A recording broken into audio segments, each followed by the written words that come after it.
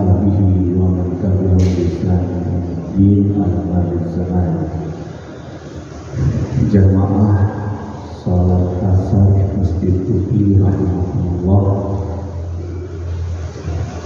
marilah kita terus bersyukur atas segala nikmat yang telah diberikan Allah kepada kita, sehingga dengan kita menjadi hamba yang pandai dan selalu bersyukur, menjadi hamba yang selalu dekat dan bertambah dekat dengan Allah Subhanahu wa Ta'ala. Salawat dan salam marilah kita haturkan kepada junjungan kita Nabi besar Muhammad sallallahu alaihi wasallam. Semoga selama kita selalu istiqomah untuk menjalankan sunnahnya dan mendawamkan salawat atasnya, kelak di yaumul hisab beliau memberikan syafaatnya kepada kita sehingga kita dijauhkan dari azab api neraka. Amin amin ya rabbal alamin. Jamaah rahimahullah, hari-hari ini adalah hari-hari yang sudah mulai masuk bulan Sya'ban. Artinya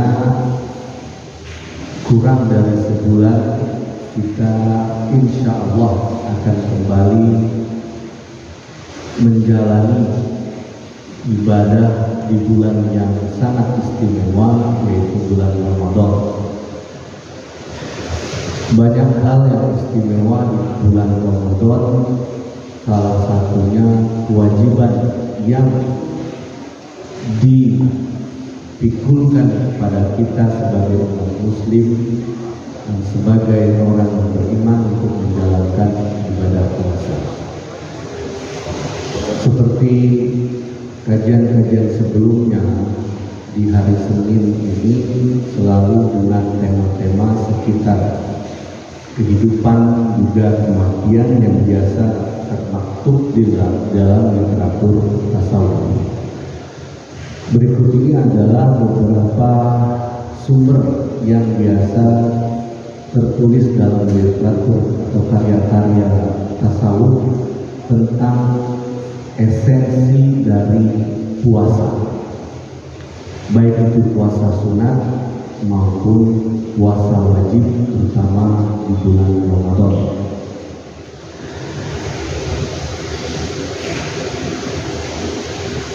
Karena puasa adalah salah satu ibadah yang sifatnya batin. Pertama, puasa yang dalam bahasa Arab itu berarti as-shaum, atau dalam bahasa Arab disebutkan sebagai as-shaum atau as-syam, dari kata shoma yasum atau syam, yang artinya secara etimologis itu adalah al-imsak. Al-imsak dalam bahasa Indonesia artinya menahan. Jadi puasa itu artinya adalah menahan. Karena menahan dan bertahan ini adalah salah satu aktivitas batin, aktivitas yang cenderung tidak terlihat. Ditambah lagi niatnya itu diucapkan atau dilafazkan di malam hari. Jadi ini memang ibadah yang sifatnya batin atau tidak terlihat. Ditambah lagi di salah satu hal diskusi disebutkan bahwasanya semua ibadah itu kembalinya untuk dirinya sendiri. Jadi Allah berfirman, semua ibadah dilakukan oleh hamba-hambaku ini adalah kembali untuk dirinya sendiri, kecuali puasa. Karena puasa itu untukku, kata Allah Subhanahu wa Ta'ala. Karena siapapun bisa mengaku puasa walaupun dia tidak sedang puasa. Siapa yang tahu ketika dia berpura-pura puasa tetapi mengaku sebagai atau orang yang sedang berpuasa sampai untuk melakukan seperti itu tuh belum tentu diketahui orang. Artinya ketika dia menyebutkan kalau dia puasa tapi sebenarnya dia sedang tidak puasa, itu sangat mudah, sangat mudah sekali. Tapi karena itu orang berpuasa itu betul-betul adalah ibadah yang sifatnya batin, ya. Dan Allah Subhanahu wa Ta'ala tahu betul dengan ibadah ini, makanya disebutkan ibadah ini akan kembali untukku pahalanya. Untukku ini ibadah yang namanya puasa. Karena disitulah hamba betul-betul ia sedang menjalankan ibadah yang kalau ia berbohong pun atau ia tidak sedang melakukan itu tapi mengaku sedang berpuasa, itu sangat mudah baginya.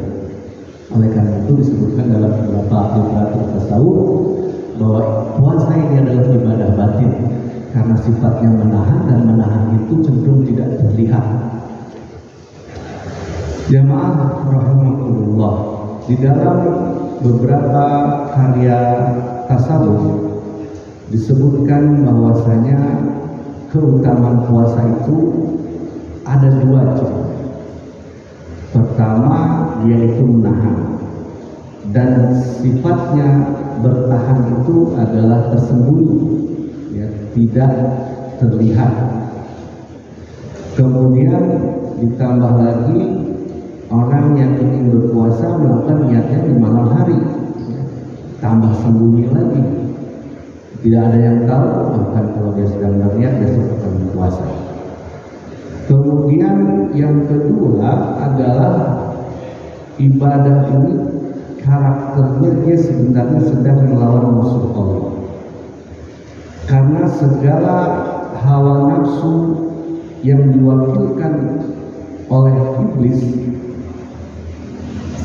itu benar-benar ada di dalam diri manusia dan mengalir bersama aliran darah dalam diri manusia. Nah, alirannya itu melalui puasa berusaha untuk dibatasi atau dibendung oleh ibadah yang namanya puasa. Karena terlalu banyak aliran nafsu yang mengalir dalam diri kita, dan itu adalah representasi dari hawa nafsu yang dikendalikan oleh setan. Dengan puasa ada aktivitas atau ada celah untuk membendungnya. Di dalam karya Abu Khalid Al-Makki yang berjudul Qutul Qulub, dia menyebutkan puasa itu sebenarnya juga bagian dari tafsiran di dalam Al-Quran yang menyebutkan mintalah pertolongan melalui sabar dan sholat. Ista'inu bis-sabri was sholat. Mintalah pertolongan melalui sabar dan sholat. Lalu apa hubungannya dengan puasa? Yang dimaksud dengan sabar di situ menurut Al-Makki bahwa meminta pertolongan dengan sabar itu adalah puasa. Karena Rasulullah SAW pernah bersabda bahwasanya Ramadan atau bulan Ramadan sebagai kota kesabaran, karena sabar adalah penjaranya jiwa. Oleh karena itu, ketika atau ayat yang menyebutkan mintalah pertolongan dengan sabar dan sholat, mintalah pertolongan sabar dan sholat atau melalui sabar dan sholat. Jadi sabar di situ maksudnya dengan puasa, karena Rasulullah pernah bersabda bahwa bulan Ramadan itu adalah kota kesabaran, tempatnya menguji atau waktunya menguji kesabaran. Kemudian di dalam kitab yang lain tentang memaknai puasa ini disebutkan oleh Al-Hujuiri, Ali bin Utsman Al-Hujuiri dalam karyanya Kasyful Mahjub. Ia juga menafsirkan tentang apa sebenarnya menahan itu, apa sebenarnya menahan dalam ibadah puasa itu. Kemudian ia juga menyampaikan bahwa sebaik-baiknya puasa, ia menukil dari hadis Rasulullah SAW, sebaik-baiknya puasa adalah puasa dari saudaraku Daud. Jadi Rasulullah SAW pernah bersabda bahwa puasa yang paling baik dan terbaik itu adalah puasanya saudaraku Daud, atau puasanya Nabi Daud. Yang kita ketahui puasa Daud itu sehari berpuasa, kemudian sehari lagi berbuka. Artinya puasa itu dengan selang seling. Nah, ini yang menurut hadis tadi, bahwasanya dengan puasa seperti itulah yang bisa menjadi atau yang paling kuat untuk menahan, cara bertahan yang paling kuat. Kemudian seorang sufi lagi yang bernama Ainul Qudrat Hamadani menyebutkan bahwa dia menginterpretasikan dari sebuah hadis Rasulullah SAW yang berbunyi as-shaumu jinnah. Artinya puasa itu adalah perisai atau senjata bagi manusia. Kenapa puasa itu menjadi senjata? Karena di saat puasa itu, walaupun puasa itu adalah ibaratnya senjata, tetapi senjata itu tidak digunakan. Justru puasa itu menjadi senjatanya tidak digunakan, tetapi untuk bertahan. Karena al-imsaku itu artinya bertahan. Dan dalam strategi perang, misalnya kalau kita analogikan puasa itu sebagai pertahanan, dalam strategi perang tidak selamanya satu pasukan itu atau satu kubu itu terus-menerus bertahan. Tidak selamanya ketika berperang itu salah satu kubu itu bertahan. Pasti ada saatnya juga menyerang. Nah, puasa yang menarik menurut Ainul Qudrat ini, bahwasanya kenapa dia menafsirkan kenapa puasa itu disebut sebagai perisai atau senjata untuk pertahanan? Karena puasa Ramadan misalnya, dalam satu bulan penuh itu kita diwajibkan untuk bertahan. Nah, pertahanan selama satu bulan itulah yang menjadi bekal kita untuk melakukan perlawanan di 11 bulan kemudian. Maksudnya, kalau kita berhasil melakukan pertahanan selama satu bulan di bulan Ramadan, berarti 11 bulan kemudian kita akan mampu untuk melakukan penyerangan. Penyerangan seperti apa? Menyerang dari segala macam godaan dan hawa nafsu setan yang mampir atau menggoda kita, karena kita sudah bertahan, sudah melakukan pertahanan waktu bulan Ramadan yang lalu, dan itu berhasil menurut kita sebagai benteng untuk melakukan penyerangan balik di 11 bulan kemudian. Jadi pendapat ini menurut saya, atau pandangan dari Ainul Qudrat ini sangat menarik. Jadi satu bulan itu sebenarnya kita sedang bertahan untuk menghadapi atau untuk melakukan penyerangan 11 bulan ke depan.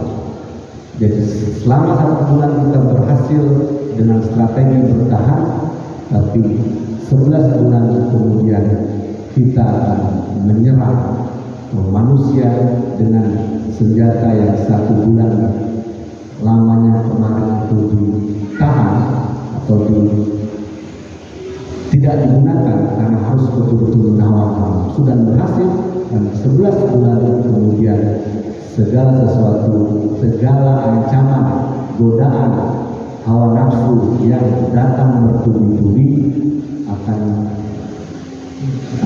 dilakukan atau kita melakukan serangan balik. Saatnya kita menyerah, karena tidak mungkin selama setahun penuh terus bertahan kalau dalam peperangan itu. Nah, waktunya bertahan di bulan Ramadan dan selesai, kemudian berhasil. Selanjutnya waktu untuk berperang atau melakukan serangan balik terhadap godaan-godaan yang setiap saat menghampiri kita. Jamaah rahimakumullah. Jadi dalam beberapa literatur tasawuf mengenai puasa ini lebih banyak menyebutkan bahwasanya puasa itu adalah kesabaran, menguji kesabaran kita. Dan kesabaran itu juga salah satu media yang dalam Al-Quran disebutkan media kita untuk meminta pertolongan. Ista'inu bis-sabri was-shalah. Kenapa Allah Subhanahu wa taala mendahulukan sabar lalu salat? Mintalah pertolongan dengan sabar. Kenapa tidak mintalah pertolongan dengan salat kemudian bersabar? Tetapi mintalah pertolongan, jadi kata sabar itu lebih dulu baru salat. Ista'inu bis-sabri was-shalah. Mintalah pertolongan melalui sabar. Karena pada dasarnya memang sabar itu bukanlah hal yang mudah. Sangat sulit untuk kita konsisten dan terus bersabar, kemudian baru kita meminta pertolongan dengan sabar. Jadi sabar, ista'inu bis-sabri, mintalah pertolongan dengan sabar. Dan sabar itu juga di dalam beberapa ulama sufi menyebutkan dengan berpuasa, dan berpuasa itu substansi dari ibadah yang sifatnya melakukan pertahanan. Pertahanan untuk apa? Pertahanan untuk kita mampu menahan di 11 bulan kemudian dari segala macam godaan dan hawa nafsu yang bertubi-tubi menghadapi kehidupan kita. Jadi pertahanan selama sebulan itu ibarat benteng, ibarat kita mengatur strategi, ibarat sedang perang kita melakukan pertahanan untuk menyerang atau melakukan serangan balik di 11 bulan kemudian. Jamaah salat asar Masjid Ui rahimahullah, semoga dengan keterangan dari beberapa ulama sufi ini, substansi dari sebuah ibadah yang namanya puasa itu mampu menyiapkan diri kita dalam beberapa hari ini sebelum kita benar-benar dan insya Allah melaksanakan ibadah puasa Ramadan. Karena puasa Ramadan bukanlah bagi orang muslim, bukanlah ibadah yang baru kemarin kita lakukan, atau bukanlah ibadah yang baru setahun 2 tahun kita lakukan. Ibadah puasa Ramadan khususnya adalah puasa yang dari kecil sudah kita lakukan, paling tidak sejak kita balik, sejak menginjak umur balik sudah kita lakukan ibadah puasa, yang artinya apakah ibadah yang setiap tahun dan dimulai dari puluhan tahun atau belasan tahun yang lalu itu membawa efek, baik efek psikologis, spiritual di dalam diri kita atau tidak, kembali kita pertanyakan dan introspeksi terhadap diri kita sendiri. Karena mudah bagi kita sebenarnya untuk menguji atau untuk melihat apakah ada progres dalam ibadah kita dari hari ke hari, minggu ke minggu, bulan ke bulan, tahun ke tahun. Umur bertambah, misalnya umur 40 dengan 4 hari ini yang misalnya sudah menginjak 41, apakah di umur 41 ini ibadah saya lebih baik pada saat umur saya 40 atau sama saja atau lebih kurang. Mudah bagi kita sebenarnya untuk mengukur progres dalam ibadah yang kita lakukan. Semoga semakin bertambahnya umur, semakin banyak kita melakukan ibadah puasa, ibadah Ramadan dan lain-lain, mampu meningkatkan progres ibadah kita, intensitas ibadah kita yang itu hanya kita sendiri bisa merasakan. Jamaah rahimahullah, semoga apa yang saya sampaikan ini bermanfaat bagi saya sendiri juga jamaah sekalian. Adalah Allah wa